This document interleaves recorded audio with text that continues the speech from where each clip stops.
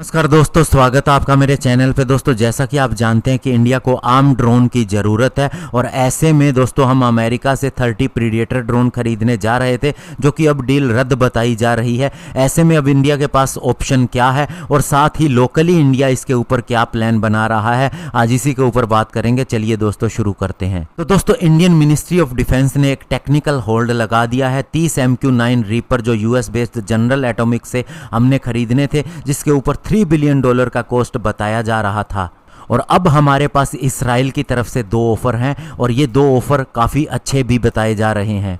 इनमें दोस्तों एक हमें अडानी और एल्बिट के द्वारा मिलकर बनाया गया यानी कि made in India Hermes 900 unmanned aerial system पेश किया जा रहा है, जिसका टेक ऑफ वेट 1.2 टन है, यानी ये मैक्सिमम पेलोड 350 किलोग्राम तक का लेकर जा सकता है। इसे हमें ऑफर किया जा रहा है। दोस्तों, ये हर्म्स 900 एक्चुअल में अडानी ग्रुप, जो इंडिया का ही एक ग्रुप है, उसके द्वारा एक्सपोर्ट मार्केट के लिए बनाया जा रहा है। इसमें 60% इंडियन मेड कंपोनेंट लगे हैं और ये MQ-1 प्रीडेटर क्लास का ही ड्रोन बताया जाता है।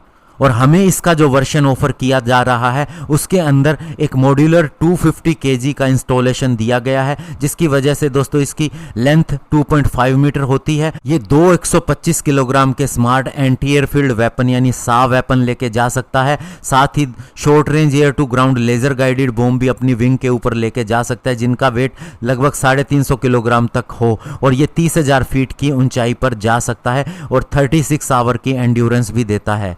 इसके अलावा इसराइल की तरफ से जो दूसरा ऑफर हमें है वो है IAI-HAL यानी इसराइली एरोस्पेस इंडस्ट्री और हिंदुस्तान एरोनॉटिक्स लिमिटेड के द्वारा प्रपोज किया गया Heron TP male unmanned aerial system. दोस्तों, ये मेड इन इंडिया होगा अगर हम इसकी परचेज करते हैं और इसे हिंदुस्तान एरोनॉटिक्स लिमिटेड बनाने का काम करेगी। इसका टेक ऑफ वेट 5.6 टन है, मैक्सिमम पेलोड ये 2.7 टन का लेके जा सकता है, 45,000 फीट की ऊंचाई पे जा सकता है, जिसकी एंड्योरेंस 30 घंटों की होगी।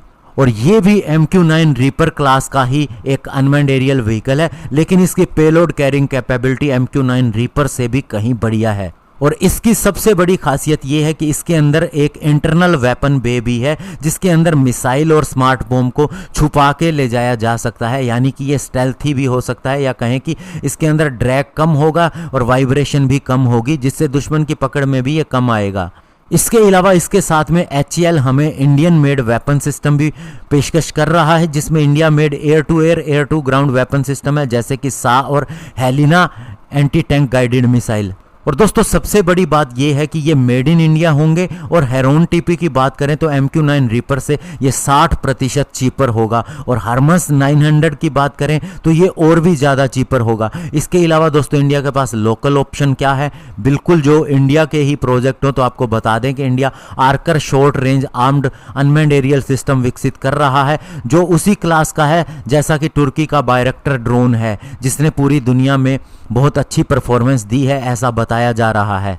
इसके अलावा एरोनॉटिकल डिफेंस एस्टेब्लिशमेंट ने रुस्तम 2 भी डेवलप कर लिया है। इसके तकरीबन सारे टेस्ट हो चुके हैं और बाद में इसके ऊपर वेपन सिस्टम भी टेस्ट किए जा सकते हैं।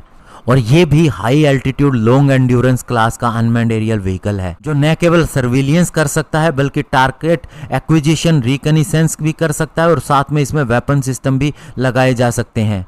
तो ऐसे में दोस्तों अब इंडिया को जल्द डिसीजन लेना होगा। इंडिया के पास ऑप्शन बहुत है, और अगर शुरुआत में वह इसराइली इंडियन जॉइंट प्रोजेक्ट के तहत भी जाता है तो इसमें किसी भी तरह की प्रॉब्लम नहीं होनी चाहिए, क्योंकि ऑलरेडी ये ड्रोन हम इस्तेमाल करते आ रहे हैं। धन्यवाद, जय हिंद।